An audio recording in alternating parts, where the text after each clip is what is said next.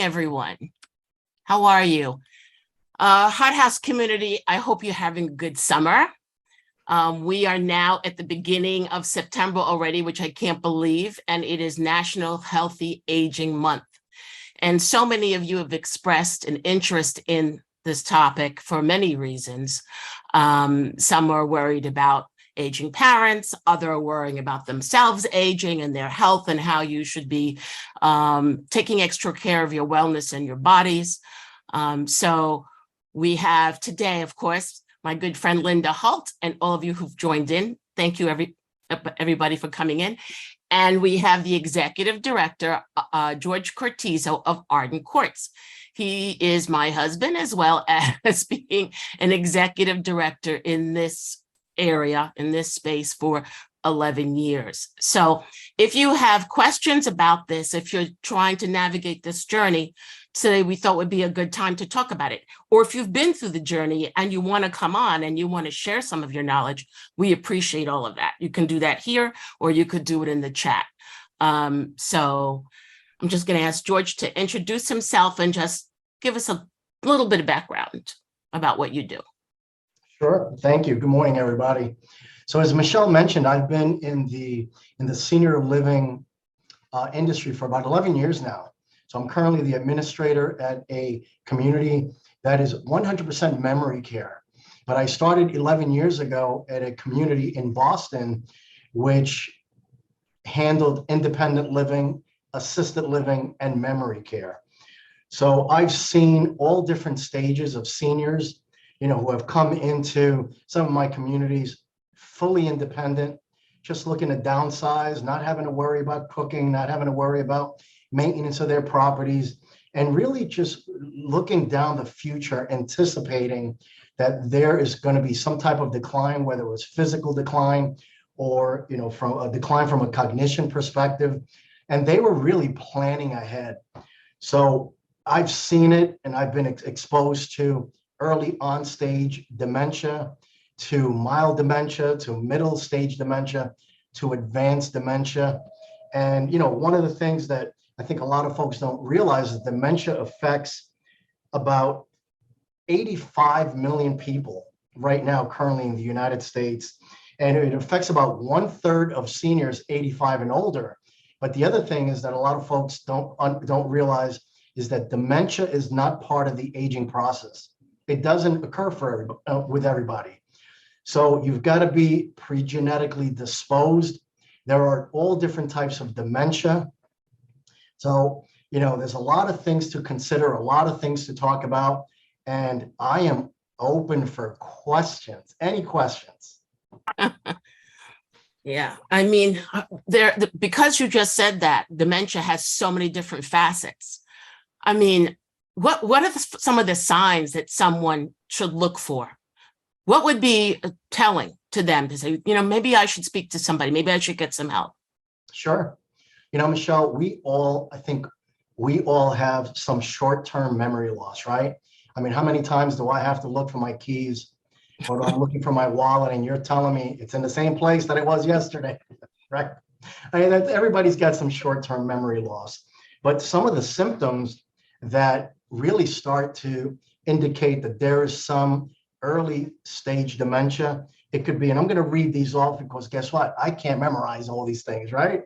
So I'll share some of the basic symptoms and signs that are pretty telling. Experiencing memory loss, poor judgment and confusion, difficulty speaking, understanding and expressing thoughts, reading and writing, wandering and getting lost in a familiar neighborhood, trouble handling money responsibilities and paying bills, repeating questions, using unusual words to refer to familiar objects, taking longer to complete normal daily tasks, losing interest in normal daily activities or events, acting impulsively, not caring about other people's feelings.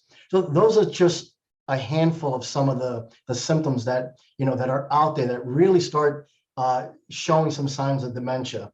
One of the things that one of the examples that I use when I'm speaking with families about, dementia is I want you to think about how fast our computers are today, right? We have a brand new computer. It's just super fast how it processes data. Somebody that has dementia, and again, I want you to understand, dementia is an umbrella. Under the dementia umbrella, there's over 100 different types of memory loss, okay, of dementia. So, but I want you to think about the brain as a computer.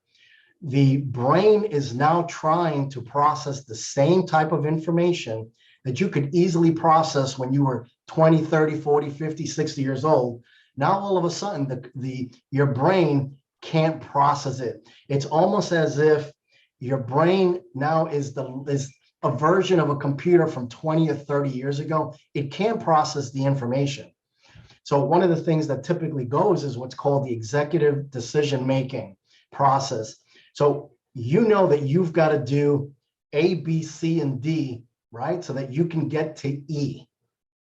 But guess what? You can't even fathom or wrap your arms around what steps B and C and D are going to take to get to E. And there are some pretty, some basic examples, but it's the executive decision-making that really goes out the window, that disappears. And that leads to the frustration, that leads to losing interest in doing a lot of the simple things that folks used to do because they can't process that anymore. So guess what? The frustration is there and it leads to other behaviors. And it's a downward spiral that sometimes it's just so difficult to watch. But organizations such as ours and doctors and a lot of support systems are out there to help families navigate through these difficult changing times. So George, I have a quick question. Is it when people come to a facility like this, is it more often the people themselves that realize, oh my gosh, I can't live on my own, I can see I'm having issues? Or is it more the children that are pushing their I'm parents? here because I'm toward friends this? with some of these people. So Oh, I'm just we need to maybe turn off someone's. Shelley, can you turn your mic off? um, I'll turn it off for you. thank Linda, you. Linda, I'm gonna respond for you. Yeah. I would say a good 95% of the folks Yep. that look into assisted living, that look into memory care, are not folks that are looking for themselves. Most people are in denial. Sure. Most couples, believe it or not, will cover for each other. Sure. You could have a spouse, a wife that knows the husband is in deep trouble, right? Yeah. They can't go out on their own anymore. They can't drive anymore.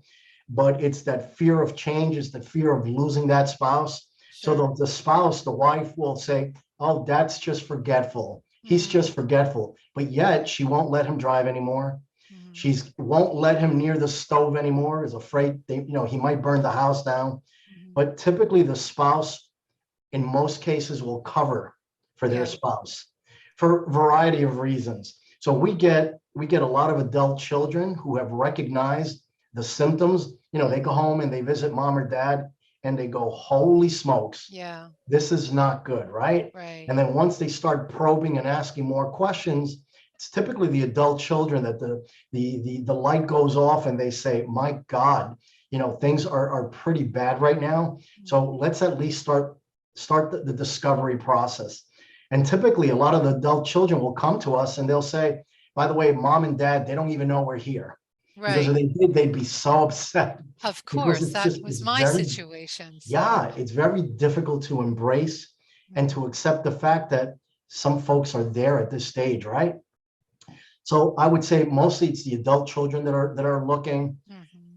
It's also a spouse that realizes they can't do this anymore. They can't take care of the spouse with dementia at home anymore. Sure. And they're at their wits' end. So that's typically about 90 to 95% of the folks that start looking into assisted living and into memory care. Right. Okay.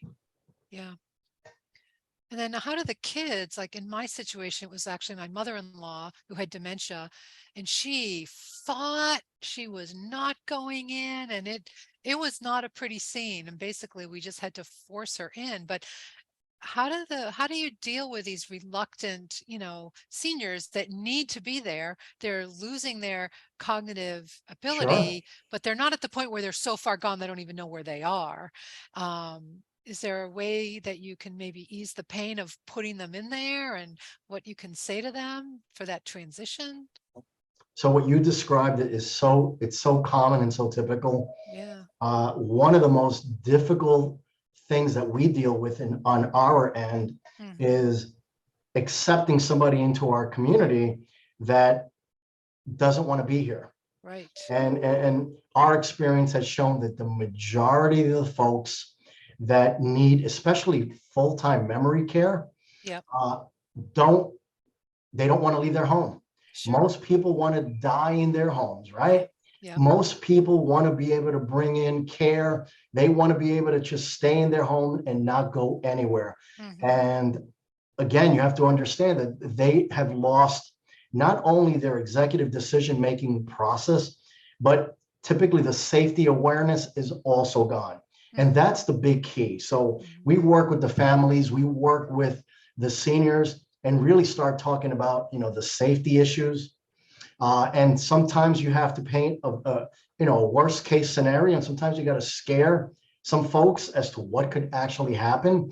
And we do a lot of sharing of, situations that we've dealt with before. But I will tell you that in most cases, it really is the adult children that are pushing this, that have to draw the line in the sand and say, Mom, Dad, you can't live at home anymore. We Right. can't keep coming over 3, 4, 5 Yeah. times a Yeah. week.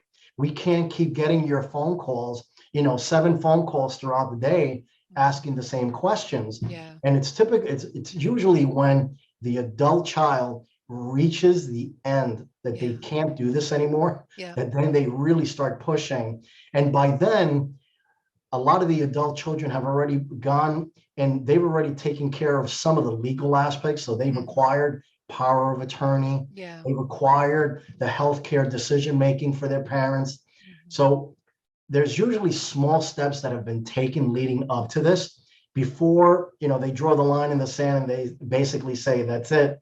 You can't stay at home anymore. Right. So our staff, we're really, we do a great job when the senior comes to us and working with them. And there are some seniors that are just literally overnight, within 24 hours, they come kicking and screaming, right? Mhm. But by the time they walk in the door and we get them acclimated into their new surroundings, and we work with the families to decorate their apartment, Mhm. right? Put up a lot of the family pictures, bring in a favorite recliner, bring in, your favorite linens, your comforters and so forth Yeah. to make the transition a little bit smoother. We have some seniors that come in and within a day, they think they've actually been living with us quite a few weeks already. Yeah. Then you have some folks that will line up by the door every single day with their backpack and say, I want to go home. I want to go home. That was my And mother-in-law. and Yeah. it takes time, right? Yeah. So there really isn't a handbook for each individual senior. Everybody's totally different. Yeah. And sometimes myself and my staff, we don't get it right. We think that this person is going to be very difficult in transitioning over.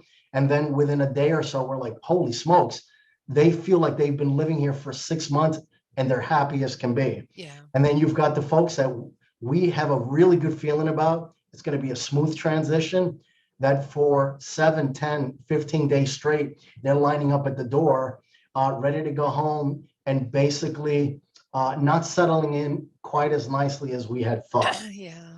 I have a question.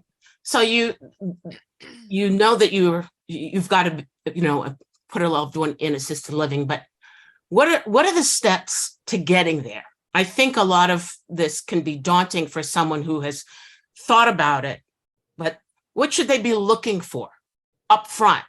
And how do they, and you did have a list of things that you should look out for, but when it's time to pick a facility, Mhm.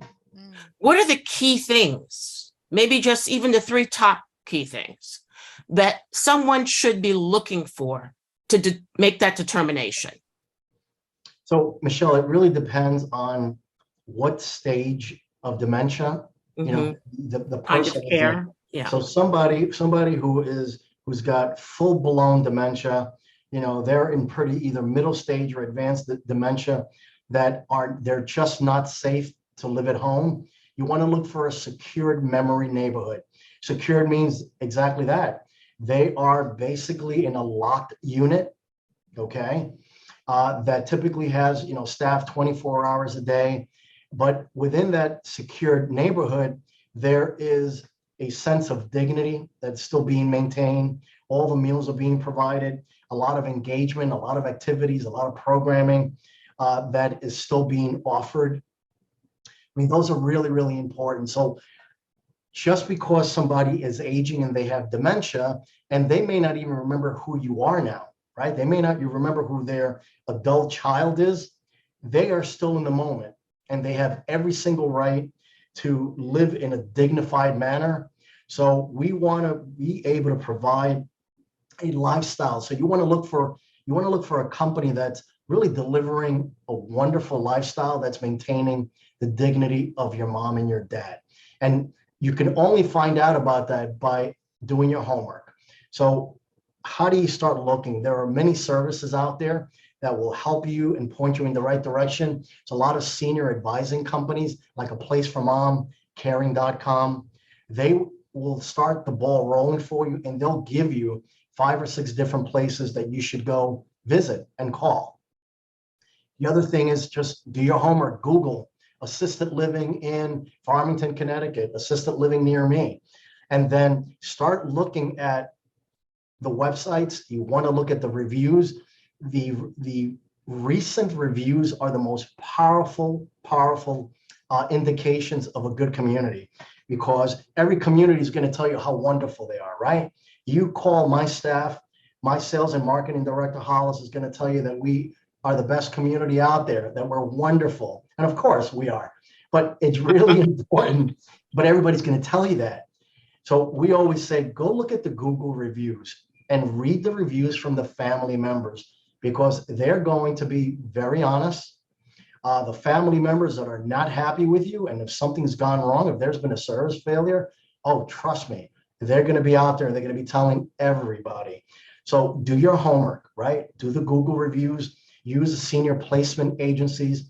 But at the end of the day, you've got to visit the community. You've got to be able to go in and use your senses. We always say, walk in, look around. Listen to your gut. Yeah. Listen to your gut. You want to use your eyes, your ears, and your nose.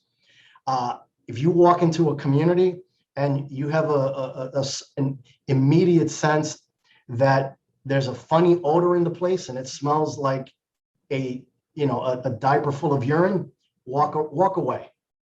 Okay, walk away. If you walk in and you see residents that their hair is matted, it's 10 o'clock in the morning, their hair is matted, their clothes look disheveled, they look like they haven't been changed in a couple of days, and they just don't look very well kept, that's another indication that something is going on there. So you got to use your senses.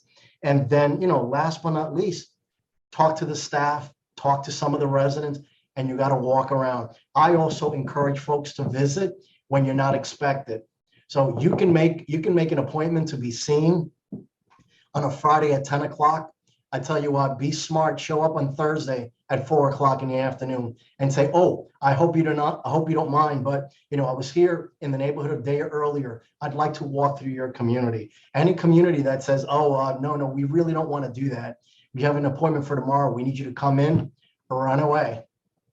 So there's a lot of things that you can be doing, but you've really got to go online, do your homework. I've had many family members that are looking who have said, can you give me the name and a phone number of an adult child that has a mom and dad there? And I said, absolutely. So you've got to be very transparent. And that's what we do here. So look for transparency, look for a community that their residents look engaged and that their residents look really good. How do I know I can afford it though? That was my question. Let's talk about what everyone really cares about, because I know with us it was a really big issue financially. Are there is there any kind of like, does Medicare cover any of this, or does everyone going in have to be fairly well-to-do to afford a nice facility like yours? So Linda, in Massachusetts and Connecticut, Mhm. there is not one assisted living or full memory care community that is not private pay. For the most part, Medicare does not pay for No. assisted living or memory Yeah. care. Okay. Okay. Yep. Medicaid, which is, a senior aid, financial aid, does not Right. pay for assisted living or memory care. Okay. So 99% of the folks that are coming in have to private pay. Yep. Yes, it is expensive. It I would is. say 99% of Americans today cannot afford assisted living. Right. I've seen there are a couple of organizations out there that are no frills, right? And they'll start at about $6,000 for a shared apartment with a shared bathroom, the basics. Mhm. And then you can go to organizations as high as 10, 11, $15,000. Mm. 99% of the times it's private pay. Right. So how do folks afford this? A lot of folks that are coming to us, some of them were really good savers. A lot of folks took out long-term care insurance many years ago. They were very wise, or they had somebody in the insurance business, a family member that said, hey, you should think about taking long-term care insurance. It's only a couple of bucks now while you're young. And then lo and behold, fast forward 30, 40 years later, now you can tap into that long-term care insurance, which I would say for the most part typically pays about 90% of the monthly costs. Wow. But not everybody has long-term care insurance. Right. And if you and I were to try to buy long-term care insurance now at our age, most companies won't sell it to us, or you'd be looking at premiums, north of $2,000 per month. Wow. Yeah. Because the cost for assisted living and memory care is just so expensive. And look, I'm going to just share something with you. The majority of my costs in this building, it's labor. Sure. So I employ 45 certified nursing assistants. I employ about 12 licensed nurses. I employ 2 RNs. The cost for labor is very expensive. Sure. And especially during COVID, the cost for aides and nurses went through the roof. Wow. So it's not cheap to run a business like ours, where we are providing services. So yeah, if you didn't do your homework years ago and start planning and saving and so forth, most people are going to have a hard time. So the other thing that most people use is, the biggest investment that most seniors still have in most cases is their home. Sure. Yeah. So we get a lot of seniors that do have to sell their home. So if they sell their home, and they walk away with $500,000 or $600,000 in today's market, that will typically fund anywhere from 3 to 5 years of the cost of a community. And listen, let's be honest. The average stay in an assisted living, you ready for this, is approximately 26 months. So by the time folks come to an assisted living or a memory care community, the average stay is only 26 months, because folks are coming to us at a much later stage in life. They're coming in at 85, 86, 87. And yeah, they're not staying with us another 10 years. Yeah. Yeah. Sobering to think of, but true. Yeah. What's also sobering and sad too is that you're saying most, but then there are those few that, were in the late 50s or early 60s. And that's so scary, when you think, and sad when you think about people who are going through this so early. And then their family members who had no idea this is a subject or a circumstance that they would have to face at this point in their lives. We take it for granted. So, yeah. And Michelle, you're 100% right. I mean, I've got 2 residents here that are in their late 50s. Ooh. I have 2 residents with me, another 2 that are in their early 60s, and their families were absolutely blindsided and devastated how quickly dementia creeped into their lives and just turn their lives upside down. So now all of a sudden, you're looking at somebody who's 57 years old, and you have to ask yourself, how do I fund their care for the next possibly 20 to 25 years? And most people aren't sitting around with $3-4 million in the bank. So one of the things that some families do is they use a community such as mine or other assisted livings to be able to do what we call spend down. So remember I was saying that our community and almost all assisted livings are private pay, right?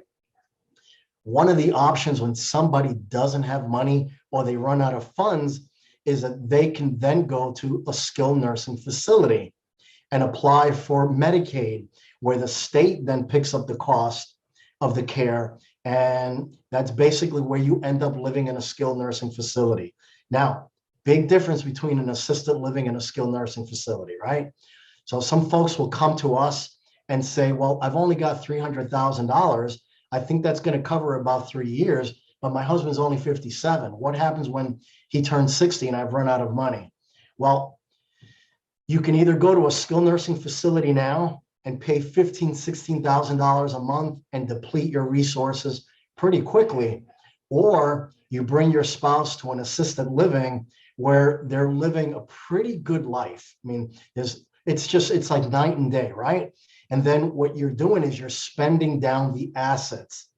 And if you spend down the assets to where the rest of the money's all gone and there's no more assets left, then we start working with the families and we encourage them to start applying at skilled nursing facilities and apply through the Medicaid process, which can be a very long, drawn out process as well. But that is definitely an option. I always say it's the worst option, out there. That's the last thing you really want to look into. But at the end of the day, when it all comes down to finances, and if the means aren't there and you can't take care of somebody at home, you're probably not going to have any other option than to place your loved one in a skilled nursing facility or what we call a long-term care facility that has a Medicaid program. Does that make sense? Yeah. Yes. George, can I say something? Sure. Can you hear me? Oh, Hi, Roseanne. hi. My father-in-law and mother-in-law were in that situation where they went to an independent living and he very quickly deteriorated and had to go into the nursing part of the facility. They had independent, assisted, and then nursing home. And to apply for the Medicaid for his bed, and of course they want you to spend down all your assets. The problem is when you have a surviving spouse. So we actually got an elder care lawyer and she was fabulous. It took us a year to fight it, but we did fight it so that she was able to keep some of her money while he got a Medicare bed in the facility. Where they were, it was Brooksby over in Peabody, and you buy into it. So instead of they paid maybe $300,000 for their room per se. What they also had was, and I don't know if they still do because the management changed, but that money is what we were fighting to keep because Medicaid kept saying that's one of your assets, but it's like, we don't own this. This isn't our money. We can't get it. We can't get it back unless we leave.